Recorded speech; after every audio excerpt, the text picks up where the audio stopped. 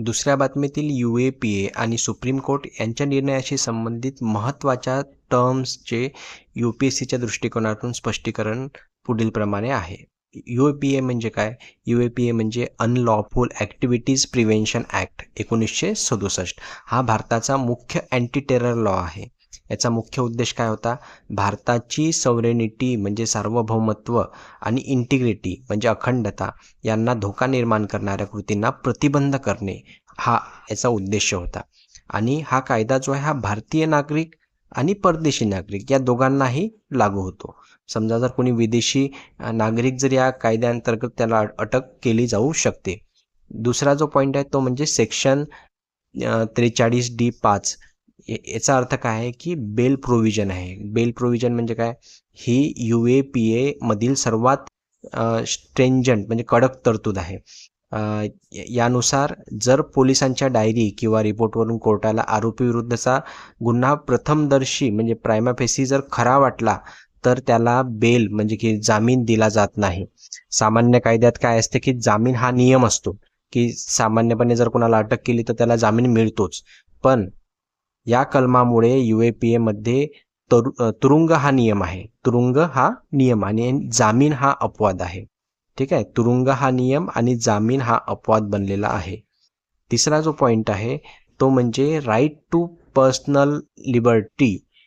इथं जो तिसरी जी टर्म आलेली आहे त्या न्यूजमध्ये ते आहे right to personal liberty, article 21. यामध्ये काय आहे आर्टिकल 21 मध्ये की भारतीय राज्यघटनेच्या आर्टिकल 21 नुसार प्रत्येक व्यक्तीला सन्मानाने जगण्याचा आणि पर्सनल लिबर्टी म्हणजे वैयक्तिक स्वातंत्र्याचा मूलभूत अधिकार आहे. ठीक आहे. नंतर दुसरी जी टर्म जी आलेली आहे, महत्त्वाचा पॉईंट आलेला आहे मागच्या न्यूजमध्ये, तो म्हणजे SI अंद्रबी जजमेंट 2025 मध्ये सर्वोच्च न्यायालयाने स्पष्ट केले की सेक्शन 43D5 जे मागच्या पॉईंटमध्ये आपण डिस्कस केलं बेलच्या संदर्भातलं, त्या सेक्शनच्या अटी ह्या मूलभूत हक्काला डावलू शकत नाही. विशेषतः जेव्हा खटला ट्रायल म्हणजे खटला जो आहे म्हणजे ट्रायल जे आहे ते चालवण्यास खूप उशीर होत असेल, म्हणजे एखाद्याला त्या ॲक्टच्या अंतर्गत अटक करण्यात आली आणि त्याची ट्रायल चालू होण्यास खूप उशीर होत आहे, अशा वेळी त्याला बेल देण्यात येईल, कारण मूलभूत हक्क इथे मध्ये येतोय. ठीक आहे. चौथा जो टर्म आहे ते म्हणजे नॅशनल इन्व्हेस्टिगेशन एजन्सी. मागच्या न्यूजमध्ये हे टर्म आली होती. NIA म्हणजे काय? तर NIA काय आहे? तर ही दहशतवादी विरोधी तपासणीसाठी स्थापन केलेली भारताची मध्यवर्ती संस्था आहे.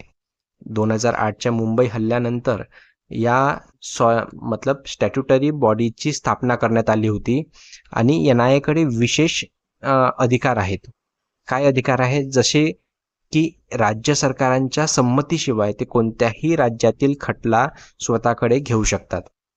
ठीक आहे. नंतर पाचवी जी टर्म आली होती कन्व्हिक्शन रेट. दोष म्हणजे काय? दोषसिद्धी दर म्हणतात ना त्याला. कन्व्हिक्शन रेट म्हणजे काय? म्हणजे UAPA अंतर्गत दाखल झालेल्या एकूण खटल्यापैकी किती प्रकरणात आरोपीस शिक्षा होते त्याला काय म्हणतात? Conviction rate. आता NCRBच्या आकडेवारीनुसार राष्ट्रीय स्तरावर हा दर केवळ 6% आहे. याचाच अर्थ 94% प्रकरणामध्ये आरोपीची शेवटी निर्दोष सुटका होते, परंतु तोपर्यंत ते अनेक वर्ष तुरुंगात त्यांनी घालवलेले असतात. सहावा जी टर्म आली होती ते म्हणजे financial action task force FATF. ही एक इंटर गव्हर्नमेंटल बॉडी आहे. कशी आहे? इंटर गव्हर्नमेंटल म्हणजे 2 गव्हर्नमेंटमधली बॉडी आहे जी मनी लॉन्ड्रिंग आणि टेरर फायनान्सिंग रोखण्यासाठी जागतिक स्तरावर काम करते. भारताने FATFच्या मानकांचे पालन करण्यासाठी 2013 मध्ये UAPA कायद्यात सुधारणा करून मनी लॉन्ड्रिंगचा गुन्ह्यामध्ये समावेश केला.